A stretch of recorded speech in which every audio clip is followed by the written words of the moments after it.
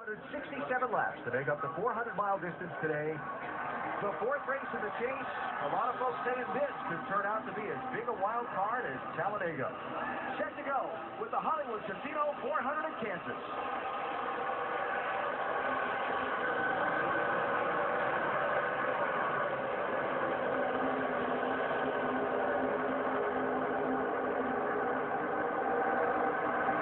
Trouble already.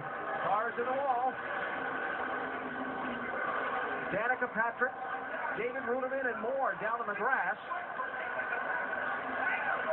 And Kyle Busch. Doesn't look like any damage to the 18 car. Might have spun down onto the apron, avoiding trouble. There's plenty of damage on Danica Patrick's car, though. And she really had two good practice sessions yesterday in the top 16 of both of those as far as the speed goes, but was really solid throughout the practices. That's very unfortunate to see what exactly happened and transpired to start all this. It'd be hard for her to make it back to the pit area as far as damage as it is.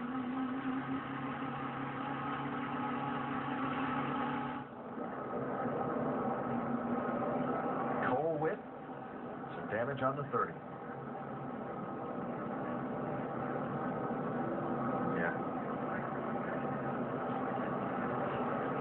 That is that's a very badly damaged race car. Yeah. A hard lick right there. Yeah, it looked like Danica was basically in the middle of the racetrack. You see, going into turn one.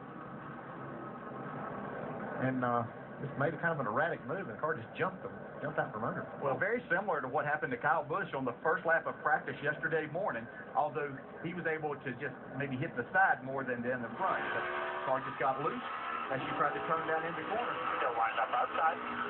Pretty wide middle. Still pretty middle.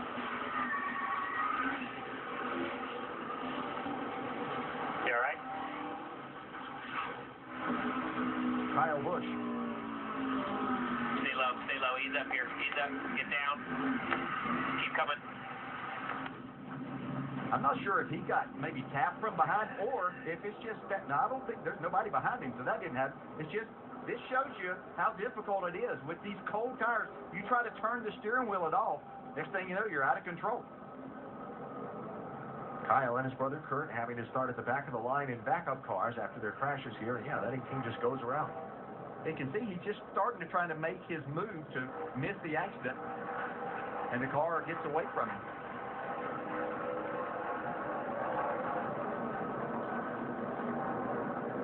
All the liquid trailing behind the 10. That was quite a shot. It was. That's a hard angle right there. She's okay, but definitely a hard lick.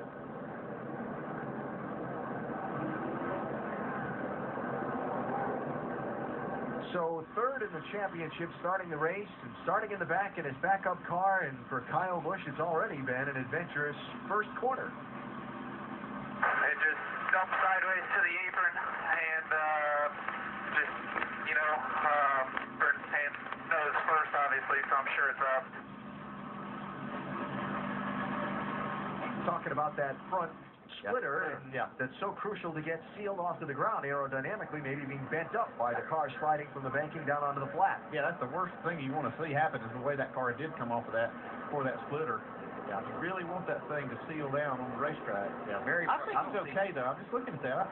See right there, you can see how it moved right there, just as he went down. If you're looking at the 18 car, I think he's okay though. I was just watching how the hood deflected and all the fender bracing. I believe he'll be okay. You have to take a look at that, because that's a big part of this race car handling it all for Kyle Busch today. I don't know, I'm a little concerned that it might be up a little bit. Well, it's on that left front. He's going to come down pit road for Dave Rogers and company to get an up-close look at it. But you're right, Andy, probably not as bad as it could have been. Yeah, I thought it was what we would think, maybe. Yes.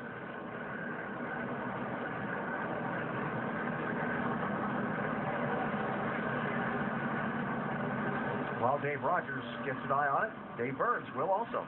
They obviously want to change the four tires, but because Dave Rogers shares your concern about the splitter, they want to get a good look at it while it's in this profile, before the jackman sets it up in an angled position. So they take a good hard look at it. Also, an interesting thing, Kyle was having trouble communicating with them. He says, hey, what happens when I let off the radio after I'm done talking and it beeps? They said it means your battery's dying, man. We're going to change that, too. So, good. Side hood flap tether, get that. Dave Rogers making the calls for him. So they'll replace the radio that Kyle is talking on as well, presumably, during one of these stops, guys. And Dave, that radio is down by his left knee there, so you see Kyle literally holding his helmet down so he can look down against that head and neck restraint that he wears to be able to see what he's doing with the radio and the harness. Yeah, it's not an easy adjustment in trying to make anything to where you have to look down because it just won't allow you to get there. And it's difficult. You got gloves on and trying to do anything there. So yeah, a lot going on. Sounds like a detail got overlooked if the battery's dead on the radio to start. They had a lot of other things happening. Do we have time to sit? No, go. Roll.